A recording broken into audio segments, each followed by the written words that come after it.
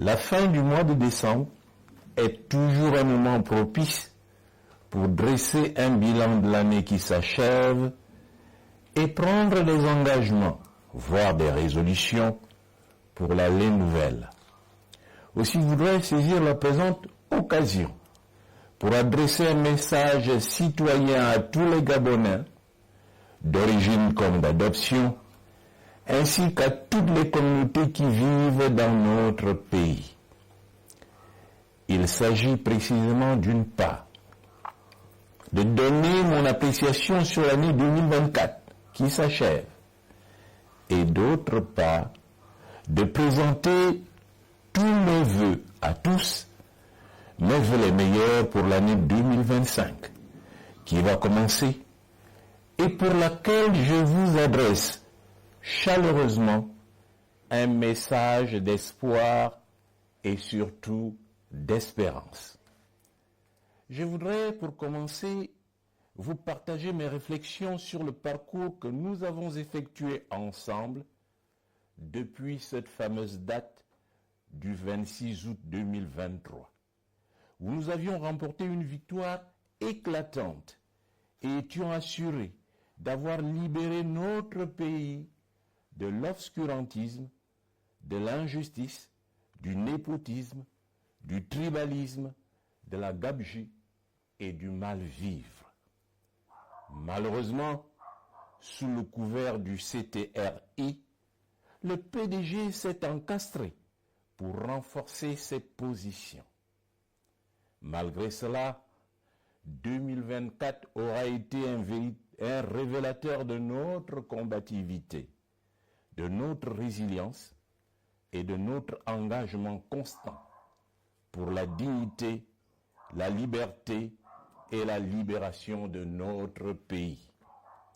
En cette fin d'année 2024, je regarde avec objectivité et lucidité les chemins que nous avons empruntés et constate, pour le déplorer, que nombreux d'entre nous ont cédé au découragement et pire encore à la facilité, aussi bien dans leur appréciation de l'activité politique nationale que dans leurs actes quotidiens.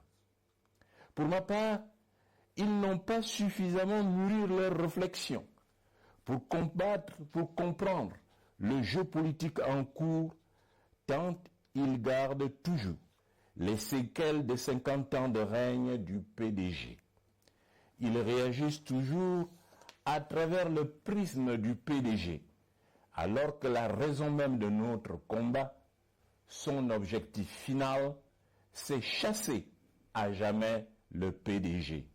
Autrement dit, récuser son esprit, ses pratiques mafieuses, à travers lesquelles la politique n'a d'autre finalité que le détournement des sous publics, la gabegie et la distribution aux affiliés des rapines, des postes juteux, avec en prime la satisfaction de narguer le peuple et de le nourrir de la semence de l'illusion et du paraître. Mes chers compatriotes, il est bon de savoir que le processus de libération et de développement de notre pays est bloqué au plan interne par trois catégories d'individus parfaitement identifiés. Premièrement, les extrémistes qui se retrouvent essentiellement dans deux provinces, le Haut-Ogooué et le Wolintém notamment. D'un côté, les extrémistes tékés et en particulier et du Haut-Ogooué en général, qui pensent que le sommet de l'État est leur propriété privée. Et de l'autre, les extrémistes du canton Ké à Oyem, qui croient détenir le pouvoir d'État et se disposent à ne le céder sous aucun prétexte, quitte à marcher sur les cadavres. Il s'agit en fait d'une faible minorité à l'intérieur du Haut-Ogooué, à l'intérieur du Wolintém et à l'intérieur du Gabon. De tels individus, peu recommandables et parfaitement identifiés, ne dépassent pas une cinquantaine de personnes. Que tout cela prenne garde, car la nation bientôt reconnaîtra les siens. Deuxièmement, les transhumants et les indécis de tous bords, qui ne se contentent plus de préserver leur pain, mais s'activent pour préserver leur petit bout de pain. Ils sont nulle part et partout à la fois, semant le trouble et la division sur fond de ragots, car leur intérêt réside dans l'instabilité. Plus le pays est instable, mieux il se porte. Tôt ou tard, ils constateront qu'ils perdront même ce qu'ils ont, à savoir le petit bout de pain auquel ils tiennent. Troisièmement, les corrompus de tous bords, laïcs comme religieux, qui sèment à tout vent et se retrouvent dans toutes les tribunes, jour et nuit, eux aussi sont parfaitement identifiés. La nouvelle République que je vois poindre à l'horizon aura raison d'eux. 2025 est tout proche. Toutes ces catégories d'individus pensent avoir verrouillé le système, au point qu'il ne reste plus au président élu qu'une seule solution: accompagner le chef du CTRI dans son action, sans qu'on en sache les contours. Il devra juste accepter d'être vice-président ou ministre et applaudir. Par-dessus tout, et par monts et par vaux, ils arguent que les Gabonais veulent cela, car c'est la voie de la paix.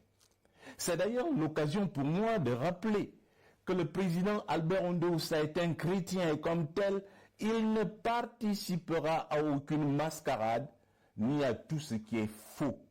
De plus, Albert Ondoussa n'est ni rigide ni excessif, comme tentent de le faire admettre les pédigistes et leurs laquais. Le président élu sait sans doute et mieux que quiconque faire des concessions. Il l'a suffisamment prouvé par le passé. Premièrement, il a accepté d'accompagner 3 ans durant Omar Bongo Ondimba en entrant dans son gouvernement. Deuxièmement, il a accepté d'aller rencontrer le président de la transition à la présidence. Troisièmement, il l'a même accompagné à OIM. Quatrièmement, il a répondu dernièrement à son appel et a accepté son invitation pour l'écouter sur ce qu'il compte faire pour 2025. C'est cela aussi la démocratie. Cependant, il ne faut nullement entretenir une confusion entre la flexibilité tactique et la rigidité stratégique. Pas plus entre compromis et compromission. En fait, lorsqu'on scrute le comportement et les actions du pouvoir PDG-CTRI, on comprend qu'il n'y a de sa part aucune volonté de négociation, mais le désir de mettre le président élu dans le rang. Malheureusement pour eux, Albert Ondoussa ne rentrera jamais dans le rang. Il est encore temps pour le PDG-CTRI de renoncer au pouvoir et de le remettre à celui qui a gagné l'élection présidentielle en août 2023. Mes chers compatriotes, contrairement à ce qui transparaît, 2025 sera une année radieuse et exaltante. Et pour cela, nous devons, par des moyens démocratiques, mettre le pouvoir PDG-CTRI hors d'état de nuire. Pour l'année 2025 qui va commencer, je nourris pour tous les Gabonais, aussi bien ceux qui vivent dans le pays que pour la diaspora, un sentiment d'attachement, d'affection et de dévouement. Ma pensée va particulièrement à ceux d'entre vous qui connaissent des difficultés de tout genre, qui font partie des couches sociales défavorisées. Je veux leur exprimer ma compassion et ma solidarité. Je voudrais par la même occasion exprimer ma gratitude à la diaspora gabonaise, qui joue un rôle essentiel dans le processus de libération de notre pays.